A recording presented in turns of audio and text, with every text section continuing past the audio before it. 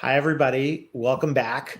We are here for another one of your questions about work. Today, we're going to get a little bonus in a few ways. We're going to get an extra question. Also, I always feel a little like we're cheating here when I'm talking with somebody I've been friends with for a long time, and we probably even had this conversation.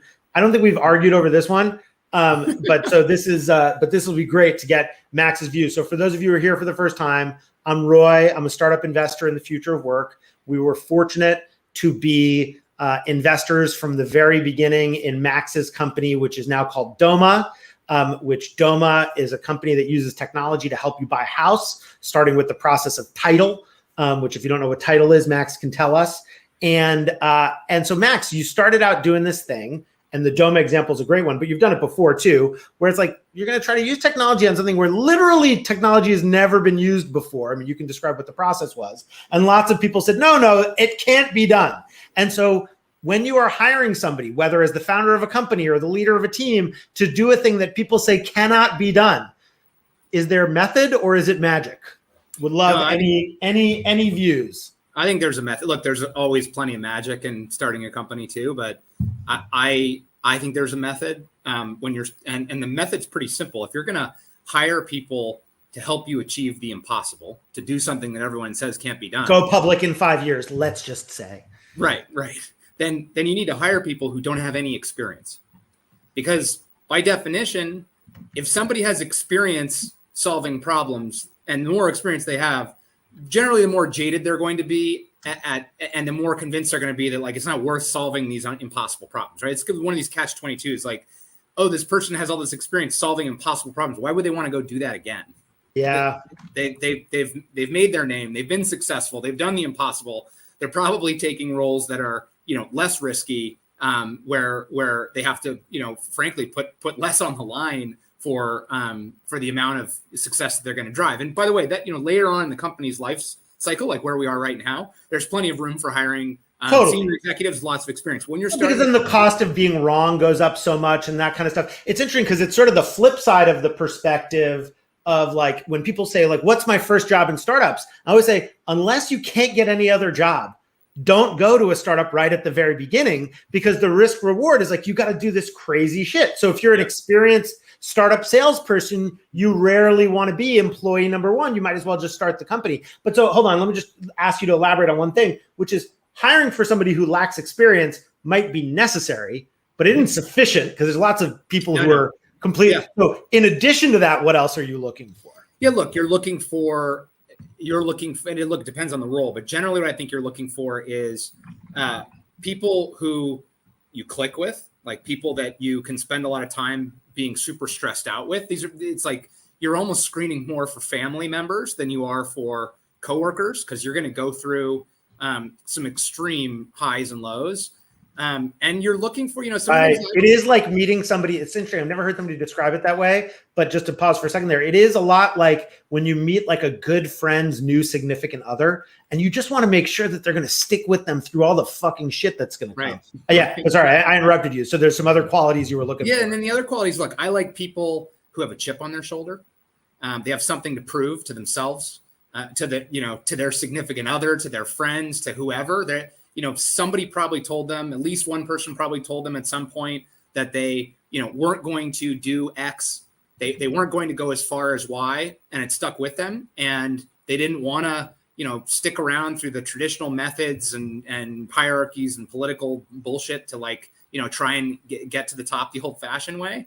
I think those are probably the big ones. Yeah, I love that. I mean, that reminds me of this thing that we've sometimes said, which is, there's this George Bernard Shaw quote that a reasonable person sees the world as it is and adjusts themselves to it. And an unreasonable person sees the world as it is and adjusts the world to meet them. Yep. And it's kind of like hire the unreasonable people, because they're just going to insist on some level, which that's not always enough to do it. But it does seem, I've never seen a startup succeed without some of that unreasonable insistence. Yeah. And then look for stuff that is so unique about the individual that you just can't find it anywhere else. So I think about people like what kinds of stuff, like our founding COO, Christopher Morrison.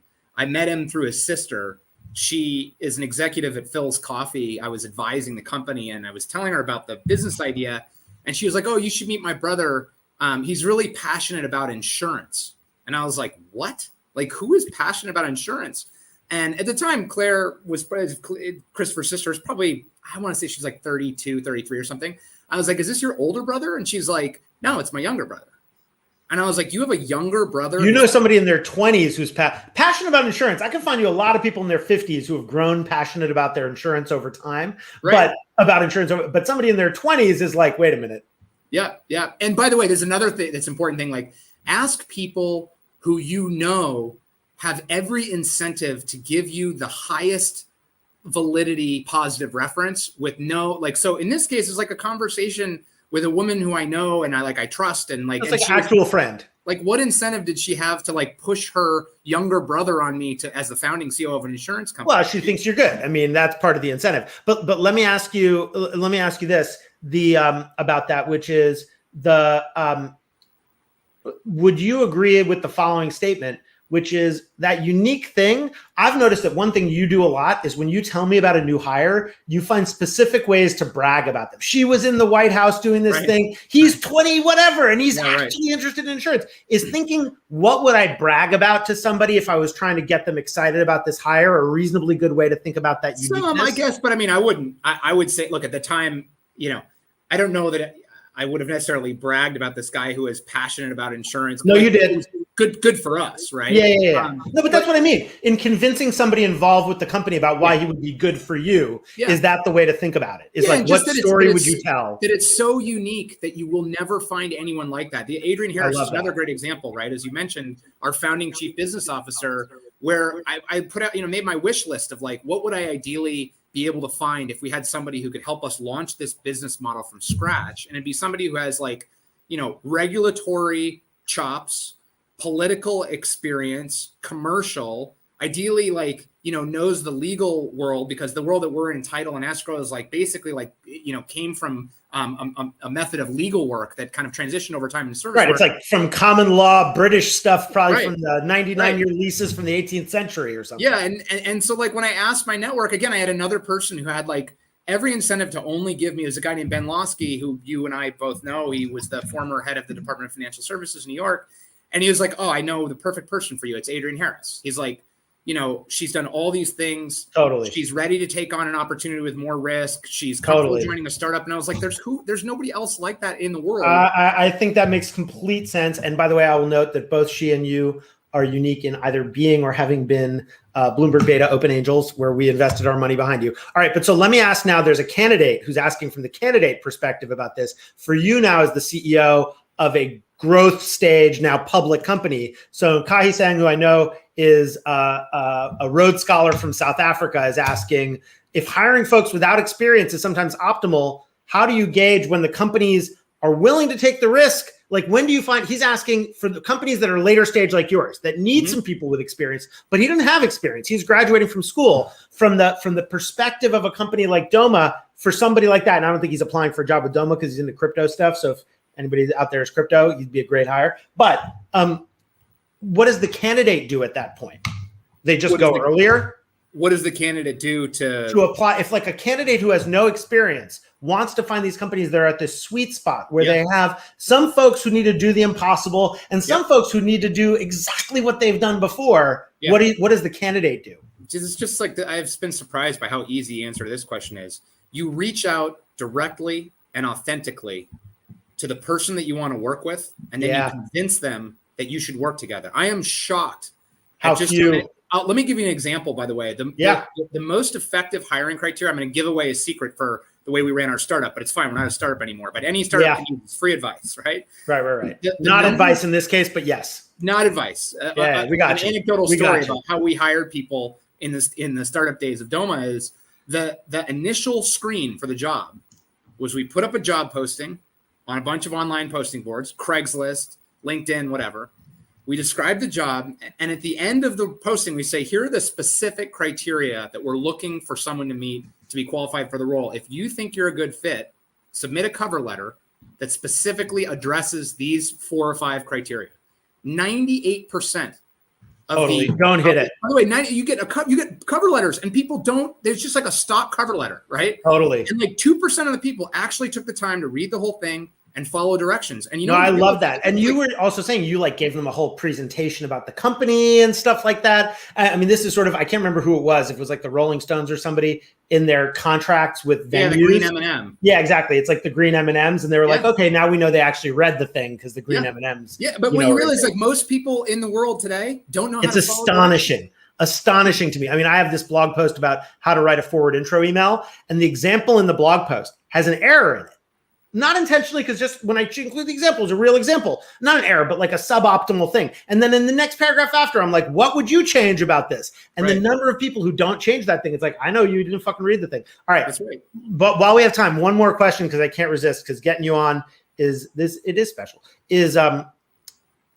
first, we talked about the early hires, but first customers. So you have this new untested product and you need a first customer. And in your case, it's not like some SaaS where like I could try it for $20 whipping out my credit card. People are customers are potentially taking not only mission critical business risk for them, but they have a solemn responsibility for somebody who's buying a home. I mean, in the case of title, it means, is the seller actually scamming me, or do they really have the right to sell me this house? And so how did you convince the first customer to say yes? Oh man. So first of all, I mean, nobody wants to be your first customer. So you're always going to deal with this catch-22. Of course not. Plenty of second customer. They're like, oh, come back to us when you have a customer. Of course. It's sort of like the VC thing of tell me when you have a lead, you know? Right.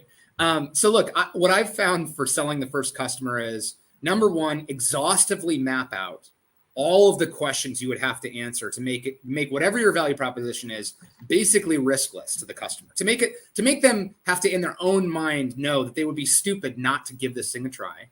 And then the second thing to do is find some other reason that person, and I don't mean the company, the individual you're talking to, wants to buy other than what you do for a living, because that's what's going to make them work with you. In our case, like I think our first customer at Doma, and I won't name the financial institution or this particular executive, but I remember when we were meeting with them in their office and they were like, this seems like a great solution that you guys have, the idea for it. I know you don't have any other customers or whatever, and I want to be your first customer. They said this. They're like, why did they want that? What was their mentality? Because I'm so fed up with this industry. Oh, I see. And I am so excited to see somebody do something different here. I don't even care what it is that's different. Yeah, that's interesting. Yeah, so I think that there are a range of motivations that can lead somebody to do that. The other thing is there is an archetype of people in corporations who they just like being the one who's the first customer.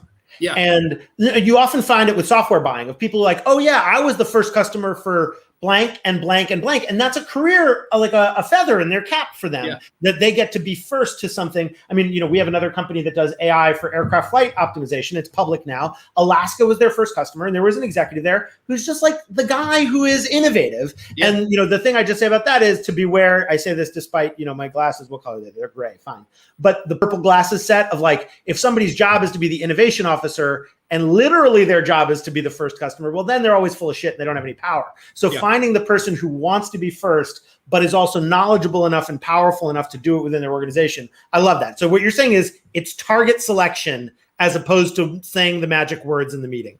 Yeah, and good luck finding that person in a mortgage bank. By the way, it took us. Yeah, I know you did a lot of pitches and passionate conviction to get there. Well, yeah, I believe that, and in your case, I think it's because of the importance of what you were selling. But let me just say something for all the other folks who are selling something, a new product, even at an established company out there, is the more ancient and sclerotic the industry is, oftentimes the more you can harness people's frustration. I mean, you want to sell HR like feedback tools to people. We have several companies that do this. There are lots of HR people who are like, I'll try the new feedback tool, but you want to do something in aircraft flight routes or all these hot swap businesses that are serving some real need in the economy, or freight forwarding in Flexport's case, or your case with real estate title. You're going to find some more frustrated people out there. So I hear that and respect that. And I'm excited for the many more years along the way. I'm on the record saying I intend to hold my Doma shares for 50 years. So you better live a long time, Max. And